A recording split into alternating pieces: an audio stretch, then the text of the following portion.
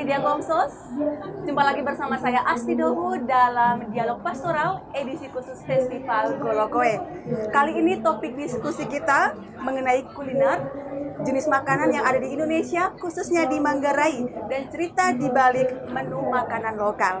Nah, telah hadir bersama saya dua narasumber, ada Ibu Meilati Batubara dari Yayasan Nusa Gastronomi. Halo Ibu. Halo, selamat malam. Apa kabarnya? Baik, senang sudah di sini. Luar biasa ya. Oke, dan juga ada narasumber yang kedua, ada Romo Yufes Rugi selaku Ketua Komisi PSE Keuskupan Labuan Bajo. Selamat malam Romo. Selamat malam, Mas. Apa kabar? Luar biasa ya. Selalu baik ya Romo ya. Ya selalu baik, apalagi sekarang dalam suasana festival ini ya. Gitu Romo ya. Baik. Nah, kita langsung saja ke dialog kita. Yang pertama kita ke Ibu Meli.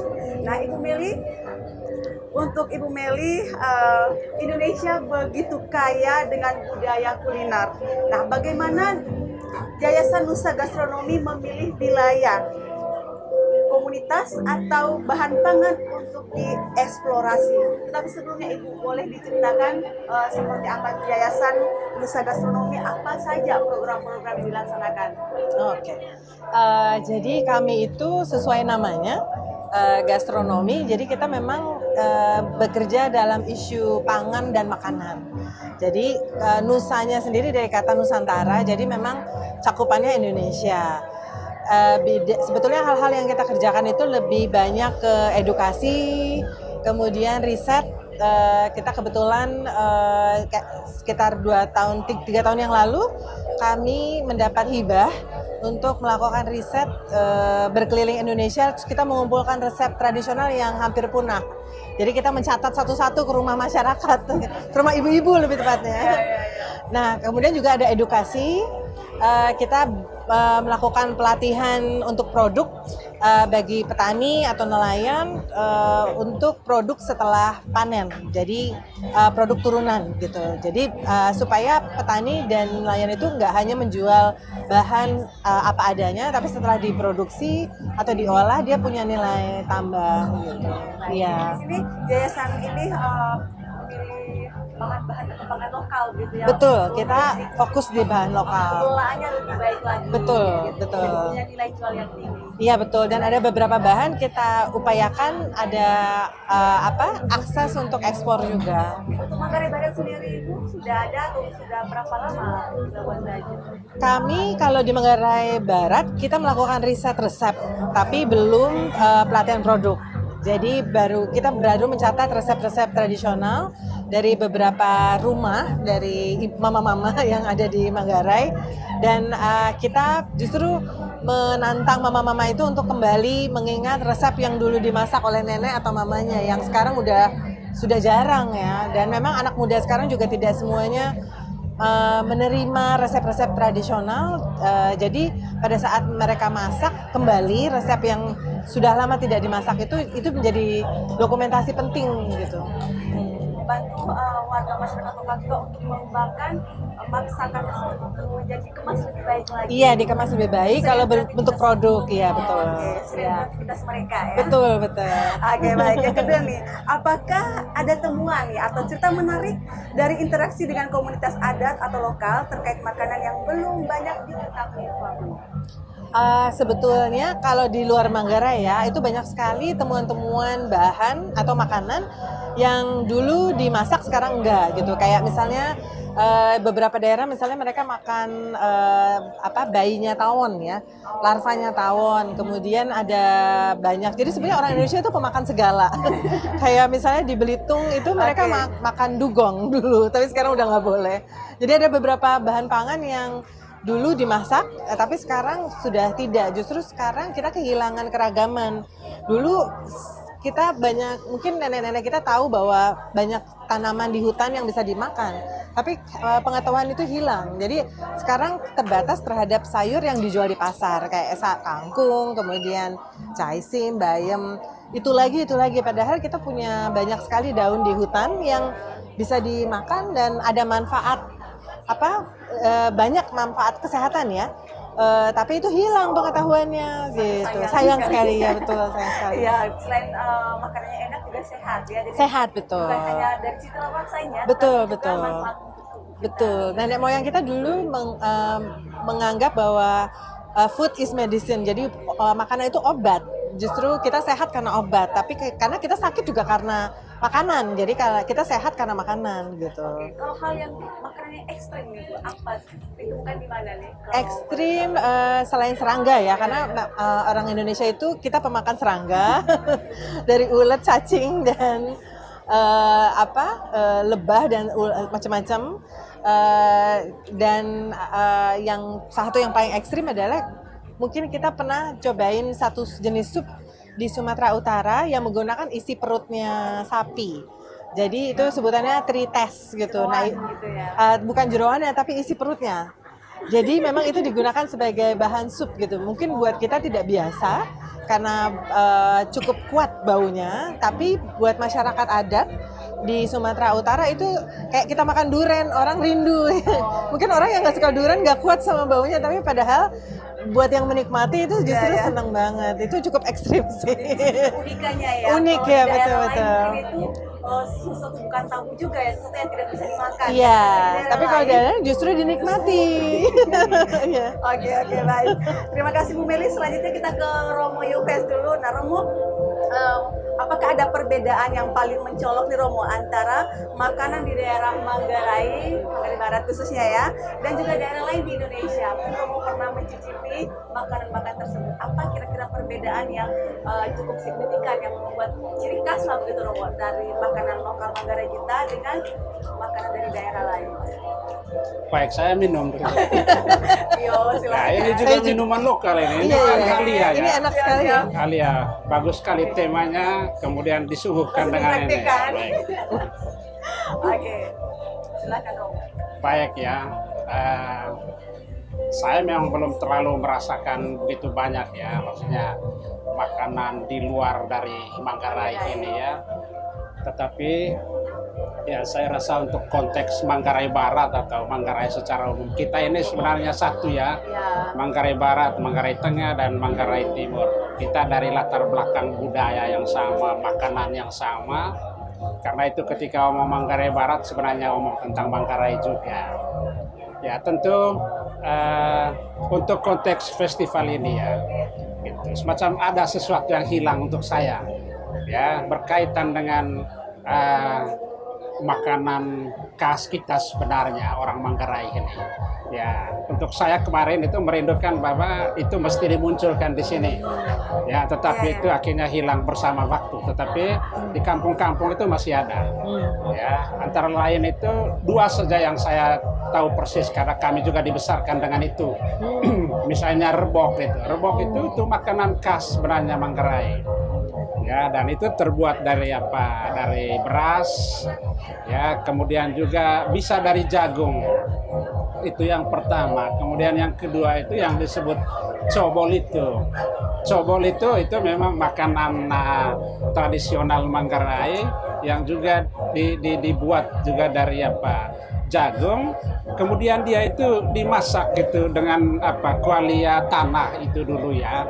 Kuali tanah yang sekarang sebenarnya periuk apa itu dendeng kah yang itu dia proses pengasap apa penguapan sebenarnya untuk memasak. Itu untuk saya dua makanan lokal yang memang menjadi ciri khusus ya Manggarai, sehingga ketika kami kemana-mana waktu kami misalnya kuliah ya orang selalu tanya dari daerah lain mana rebok, karena itu sudah identik dengan Manggarai, khas dengan Manggarai. Hanya cobol itu memang belum terlalu populer di apa maksudnya ke wilayah lain di luar Manggarai ini. Tetapi rebok itu kami biasa barter sebenarnya, barter ya tentang ya kekhasan dari daerah masing-masing. Ketika kami pulang dari liburan untuk kembali ke lembaga pendidikan, akhirnya kami ya nukar apa itu?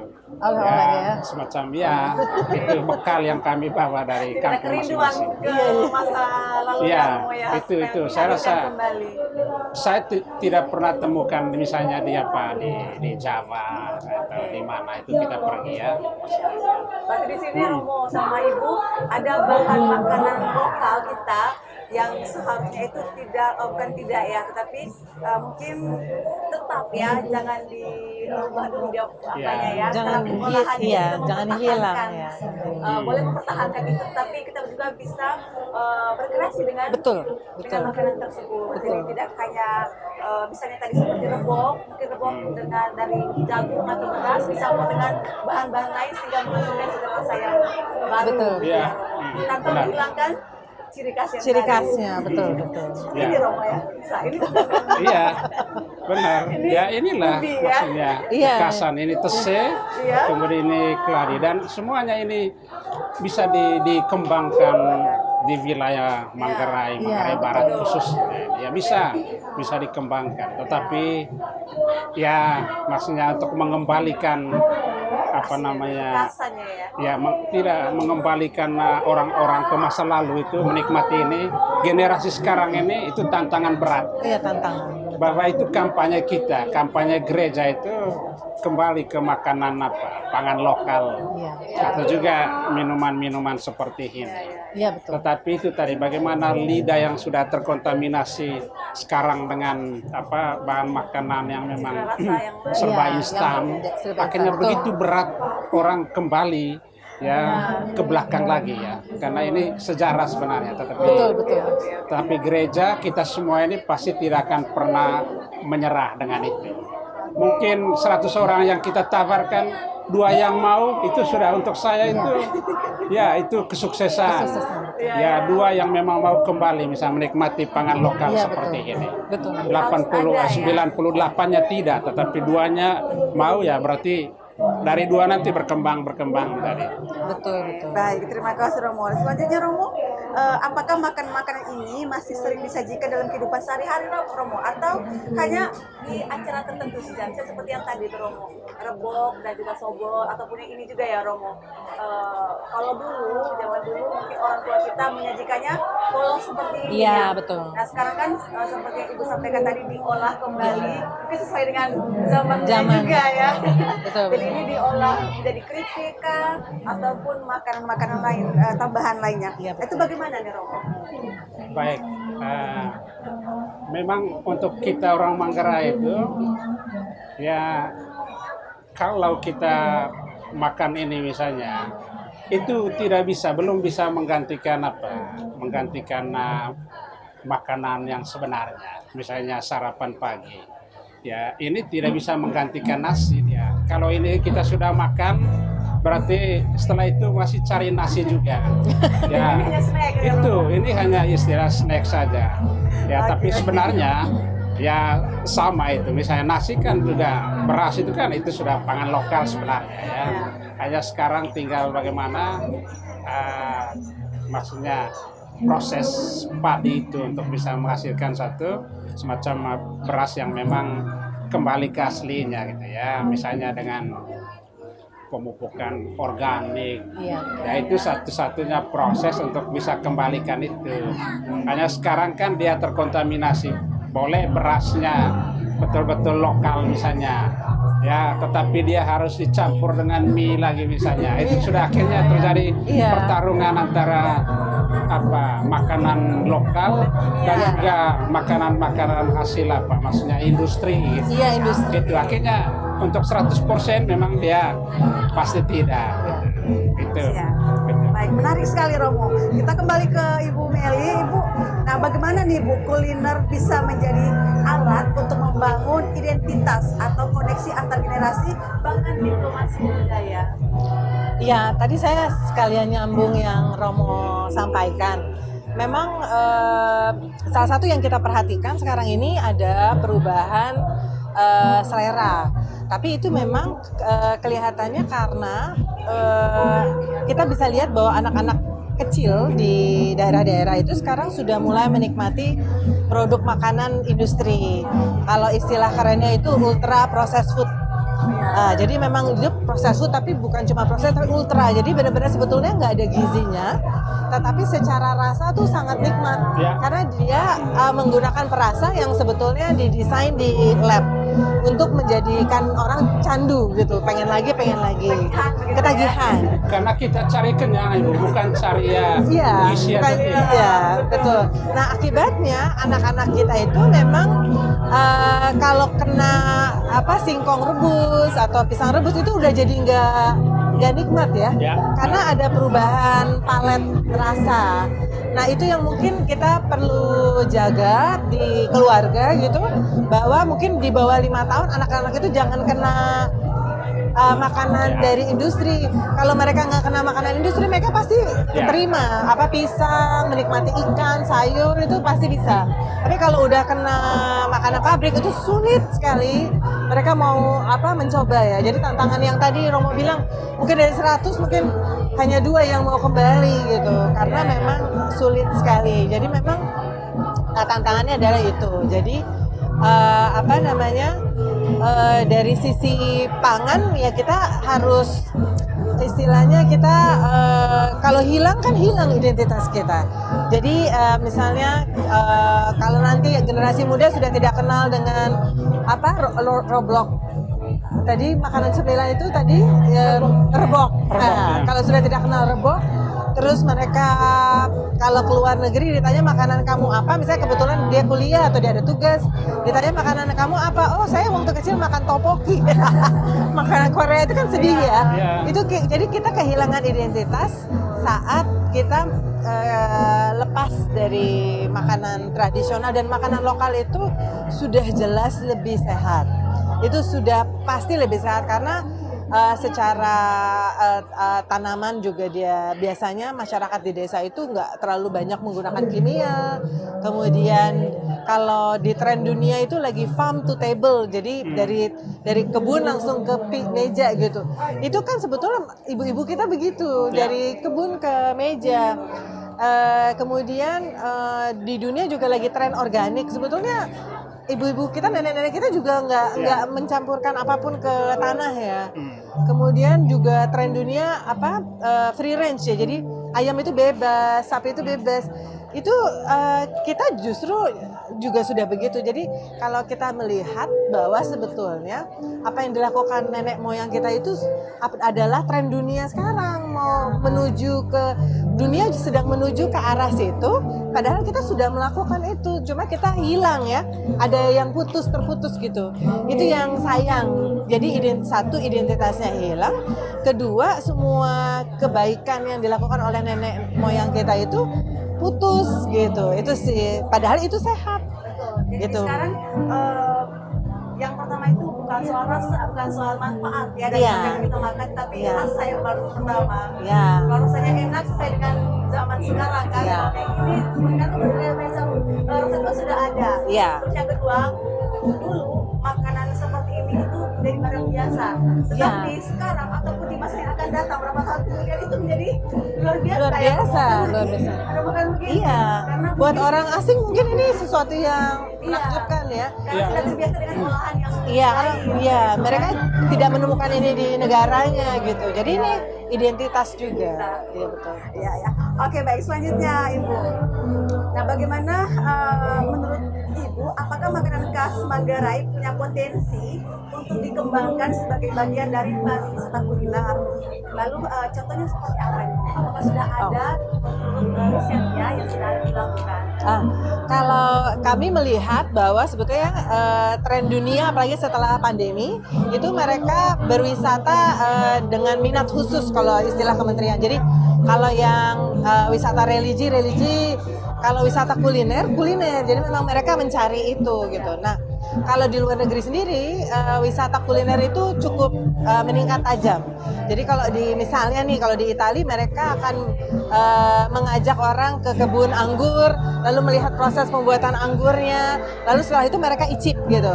Nah, sebetulnya itu potensi yang sangat besar di Manggarai. Artinya orang asing itu kan mungkin 2-3 hari di laut, habis itu mereka bosan. Jadi mereka bisa diajak ke rumah-rumah penduduk, lalu melihat masyarakat masak, atau melihat ikut masyarakat ke kebun metik atau ngambil singkong atau ubi, lalu diproses memasaknya. Nah itu kemudian makan bersama. Nah itu sebetulnya potensi ekonominya besar sekali karena minat dunia sekarang sedang ke arah sana. Jadi orang itu kalau jalan-jalan sekarang nggak hanya jalan-jalan saja gitu, tapi nggak hanya mau lihat alam, tapi dia ada minat-minat khusus ya, entah itu religi atau kuliner juga. Itu potensinya besar sekali. Saya kembali ke mentalitas generasi sekarang. Gitu. Kalau kita beri mereka bulat-bulat begini rebus, itu pasti enggan mereka untuk makan semacam lihat saja. Karena tidak menarik. Tidak menarik. Nah, maka sekarang memang kembali kepada pengolahan. Misalnya saja orang itu tidak terlalu suka itu makan pisang rebus. Lucunya ketika diolah menjadi keripik pisang, mereka punya minat untuk itu tinggi. Gitu. Goreng, Tapi gitu. ya untuk kita kan ketika itu diolah, kemudian dia digoreng, misalnya itu sudah maksudnya hilang sudah sebenarnya dia punya kelokalannya karena sudah masuk juga dengan unsur kimia, misalnya minyak itu ya dari pabrikan itu sudah terkontaminasi lagi dia, ya begitu juga ini. Tapi mau tidak mau ya supaya ya anak-anak kita, generasi kita masih bisa menikmati itu. Ya meskipun sekian persen saja dia punya unsur kimia mungkin yang menyerap masuk ke situ, tetapi toh masih kuat dia punya kelokalannya, maksudnya asli misalnya tese ini dia digoreng, ya ada minyak yang masuk, tetapi toh ya masih utuh dia punya ininya, forma bentuknya tese itu sendiri. Demikian juga keladi atau pisang dan seterusnya. Ya itu saya rasa ya tetap mau tidak mau bahwa dia harus dikelola yang meskipun mempengaruhi kelokalan, maksudnya keaslian dari ada inovasi dari, lah bagaimanapun itu, supaya anak bisa menikmati ya sudah. Ya. Mungkin bisa juga begini ya, kita bekerjasama dengan Dinas Pariwisata ya ataupun pihak terkait, mungkin bisa kita menjadikan minuman kita seperti welcome drink. Iya, welcome drink bisa. Ya. Jadi ketika tamu datang, misalnya di bandara ya, ketika mereka datang ke hotel-hotel, di restoran, jadi menggunakan minuman lokal, kopi, tapi kopi yang betul asli, misalnya ditumbuk, kemudian diberikan kepada mereka, Bapak ini loh minuman lokal kita. Iya, dan diceritakan. Kalau itu memang ya, itu memang sekarang sedang dikembangkan. Sekarang ada di mana-mana, di pasar-pasar ini, di minimarket itu juga ya ada kopi-kopi Manggarai yang memang ya sudah dikelola secara ini ya masih tradisional. Sudah dijual gitu ya, dengan kemasan yang baru ya. Betul. Pengelolaannya sudah lebih membarui, kemudian kemasannya juga lebih menarik sehingga dari perhatian dari para Oke, baik. Lalu Romo, untuk Ibu dulu ya, apakah jika Ibu ingin menyampaikan suatu pesan kepada masyarakat Manggarai Barat, Ibu ya, nah apa pesan untuk mendorong mereka menjaga dan merawat sumber daya lokal mereka? Saya percaya bahwa nenek moyang kita itu sangat dekat sama alam. Jadi budaya kita sebetulnya adalah budaya yang merawat alam.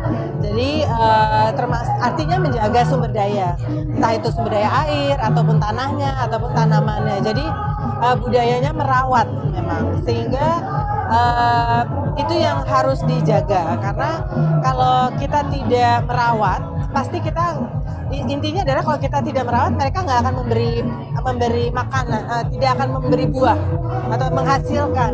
Nanti kita akan kesulitan makan, kita akan sulit makan, terutama kesulitan dalam bidang pangan. Jadi menurut saya penting sekali untuk generasi muda itu melihat bahwa hubungan antara alam dan makanan itu sebetulnya dekat sekali. Iya. Kalau alam rusak kita nggak bisa makan.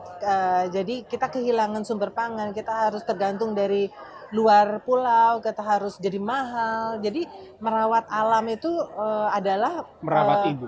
merawat Merawat ibu, ibu bumi, betul sekali. Begitu sih menurut saya ya. Berarti kita Jadi memberikan kesadaran kepada Memberikan mereka kesadaran, kesadaran iya. untuk merawat ibu bumi. Betul. Karena semuanya itu ada seperti simbiosis mutualisme iya gitu betul, ya. betul sekali. Oke, baik. Jadi mungkin ini juga kerjasama, kembali kepada kerjasama dari semua pihak ya. Betul. Untuk memberikan kesadaran pemahaman Betul. berkaitan dengan pangan lokal. Betul. Baik. Lalu Romo, berkaitan dengan ini bagaimana Keuskupan Labuan Bajo turut mengembangkan pangan lokal? Apakah ada program dari Keuskupan Labuan Bajo khususnya dari PSE sendiri untuk memberdayakan atau ada gerakan khusus pangan lokal? Baik.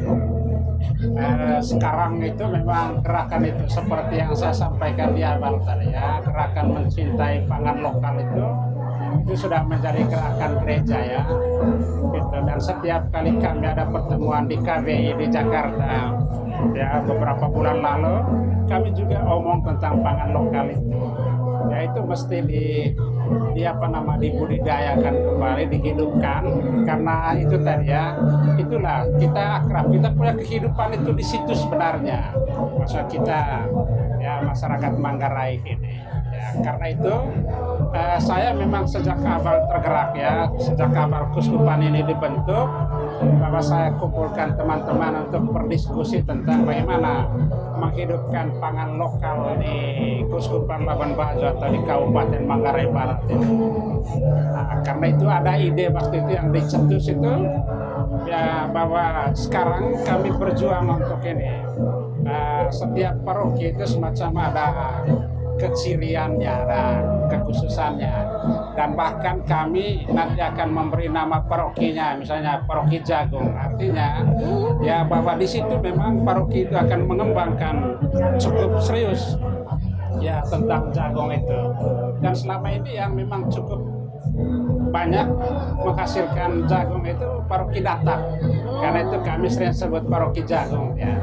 Atau Lengkong Cepang di wilayah Selatan Lembor itu kami juga kadang guyon ya paroki sorghum, karena memang di paroki itu juga banyak menghasilkan sorghumnya gitu. Demikian juga ya paroki-paroki lain itu kami pelan-pelan, macam Waning, paroki Waning potensinya memang mengembangkan kopi, karena itu ya tidak salah kalau kita sebut paroki kopi ya, itu semua dalam konsep ya. Demikian juga bahkan ada paroki ikan misalnya, karena memang mereka betul-betul cocok untuk mengembangkan ikan dan seterusnya ya itu. Demikian juga ini mungkin ada paroki Tese ke depannya gitu, tapi itu intinya bahwa pengembangan sosial ekonomi Keuskupan Labuan Bajo PSE ya merindukan itu ya, bahwa kita bisa memanfaatkan ini kembali ya, ke situ, memanfaatkan sumber daya alam yang ada Iya. ya, sesuai dengan daerah masing-masing, karena mungkin saja satu paroki itu topografi atau unsur hara dalam tanah itu Berbeda-beda. dengan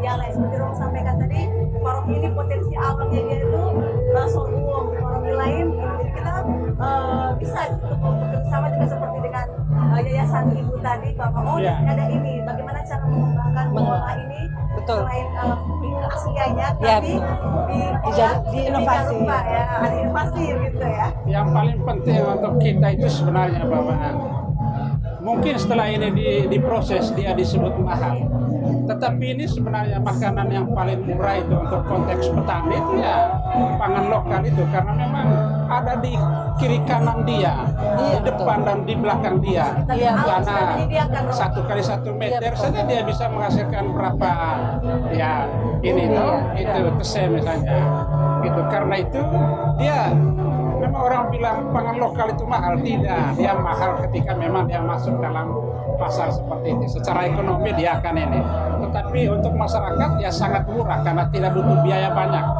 Dia ambil benihnya, bibitnya, tanam, bahkan lepas, dia tanam lepaskan barang ini. Iya, dia tumbuh Tidak sendiri. butuh waktu untuk kita proses, karena itu murah dia sebenarnya.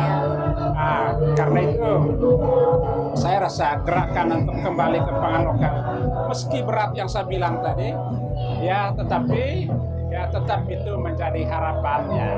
Ya karena bukan soal dia ini, tapi yang paling penting bahwa dia sehat, kan itu sebenarnya yang kita butuhin ya. Bukan soal bahwa kita kenyang, tetapi bahwa yang kita makan juga menghadirkan kesehatan gitu ya. Baik. Itu Jadi yang paling penting. alam sudah menyiapkannya untuk kita Iya. hal yang seperti ini secara gratis ya, tinggal bagaimana kita mengolah. Betul. Bukan hanya mengolah, tapi kita menjaga alam Menjaganya ya. juga lebih penting. Itu lebih penting, dan juga kembali kepada kesadaran khususnya kepada generasi muda yang mungkin sekarang sudah tidak terlalu tertarik ya Dengan pangan lokal ya. Dan mungkin bisa dicanangkan ini juga ya Romo. Ya. Kalau sebelumnya kan kita ada program misalkan menggunakan tenun daerah itu setiap hari Kamis misalkan. Nah, mungkin bisa saja kita punya hari khusus kita menikmati makanan pangan lokal ya, tanpa ada pengelolaan yang lain. Misalkan di hari Jumat. Sudah dulu itu kan hari Senin itu, kalau saya tidak salah itu menjadi hari pangan lokal. Ada paroki yang memang terapkan itu, tapi ada yang juga kami yang terkontaminasi dengan mie goreng kesukaannya dan sebagainya. Tapi ini perlu juga Tapi rumahnya. bahwa itu sudah dicanangkan dulu waktu kita masih satu dan Keuskupan Ruteng. Itu saya rasa nanti penting benar. Saya rasa itu yang menyadarkan orang ya, ketika ada hari khusus ditentukan, ditetapkan sebagai hari mengkonsumsi pangan lokal. Tapi mungkin Dengan itu akan mengingatkan kita sebenarnya, mengikat lah gitu. Tapi di sini mungkin ada tambahannya Romo, ketika kita menikmati konsumsi pangan lokal ini, mungkin ini ada temannya ya. Selain ubi ada, kalau di sini ada istrinya lawar Ibu, lawar atau lomak ya bahasa Manggarainya, itu dari daun ubi dicampur dengan kelapa parut. Jadi ada temannya ya Romo, sehingga tidak monoton ke satu rasa. Iya, jadi betul.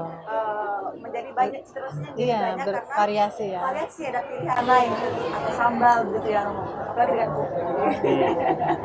Itu Oke, sudah. pesan terakhir nih Romo, kalau dari Ibu sudah, sekarang ke dari Romo, untuk generasi muda khususnya Romo, berkaitan dengan pangan lokal ini seperti apa? Baik ya, pesan untuk pemirsa saja. Ya, tentu tidak hanya generasi muda, tetapi juga untuk orang tua ya, untuk mereka bisa mewariskan lah gitu, menceritakan tentang kehebatan ya pangan lokal ini. Ya, harapan untuk generasi muda dan juga generasi tua, semua generasi ya, bahwa kita ini ya di apa namanya, diajak untuk kembali ya ke pangan lokal, karena memang pangan lokal untuk kita itu dia tidak sekedar memberi rasa kenyang untuk kita, tetapi ya dia menghadirkan apa namanya, memberi nutrisi ya, kesehatan yang baik ketimbang dengan ya ketika kita mengkonsumsi ya makanan-makanan yang ya produk dari ini ya apa namanya, dari industri itu. Karena itu saya rasa untuk orang tua ajaklah ya anak-anak untuk mencintai pangan lokal itu ya, dan anak-anak ya senantiasa akan dididik supaya ya mereka juga punya pengetahuan tentang ya apa namanya ya kehebatan pangan lokal itu untuk ya kehidupan kita.